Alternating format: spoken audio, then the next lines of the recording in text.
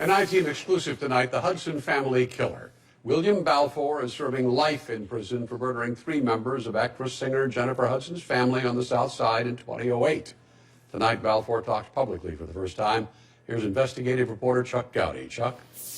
Ron, the murders received worldwide attention. William Balfour was Jennifer Hudson's brother-in-law at the time and was arrested right away the day of the killings. So he was never confronted by relatives or reporters, and he never testified at his trial. So when he offered to talk for the first time, the I-Team came with a list of tough questions.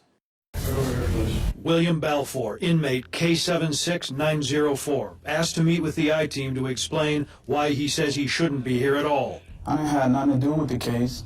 I don't know who did the case. The case, as he puts it, was a triple murder here in Englewood, in the home of his estranged wife, Julia, Jennifer Hudson's sister. A jury found that on October 24, 2008, Balfour shot and killed Hudson's mother and brother and abducted her 7-year-old nephew in a jealous rage.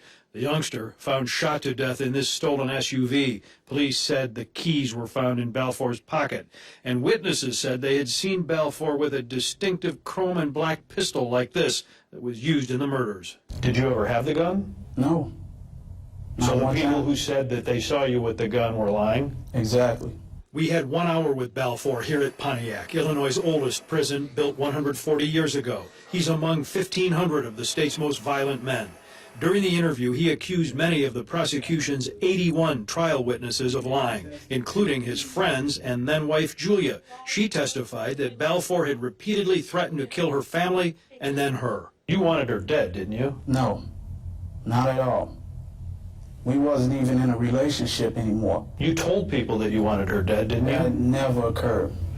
Them are all allegations. You never said it? No. Never, not one time did I ever threaten her, period. Balfour was on parole at the time for a 1992 attempted murder conviction.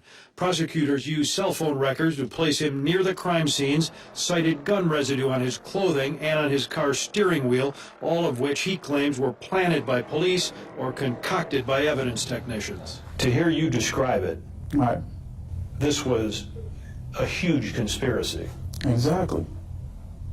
Exactly. Would have involved lawyers, witnesses, the police, technicians. Is that correct? All of those people. Right.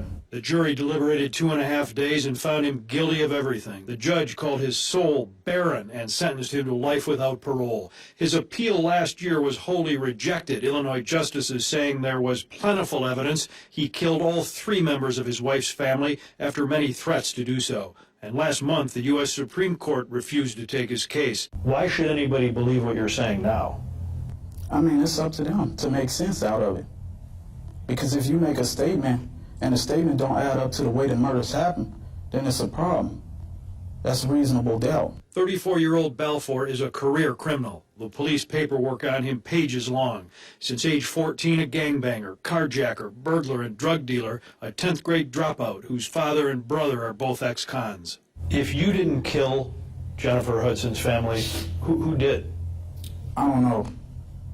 I mean, I could sit here and speculate to many names and just throw them out there to you. It still wouldn't solve it, period. Balfour refused to answer only one question. Why did you not testify? I was told not to take the stand. By whom? My trial lawyer. You could have overruled that. I know that, but it was things that were discussed in private as far as taking the stand. Whatever those were, he wouldn't say. But he was happy to discuss his boyhood friend Jennifer Hudson, who a year before the killings he was pictured with toasting her Academy Award. What would you say to Jennifer Hudson if she was sitting across from you? I didn't have nothing to do with her family being killed, period. Did you ever think about Julian? Of course. I mean,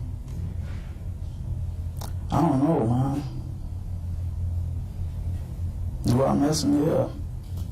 Do I love him? Yeah. Why would a 7-year-old have been killed? That's what I'm saying.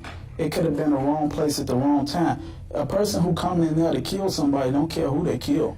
That 7-year-old boy could have identified you. That's what I just said earlier. They couldn't say that he could have identified me. That's the reason why he got killed. Oh, he killed him because he could identify him. Now, Julian was smart. He remembered faces. And what do you think about a person who could kill a boy of that age in the way that he was Heartless. killed? Straight heartless. Ain't got no family morals, nothing.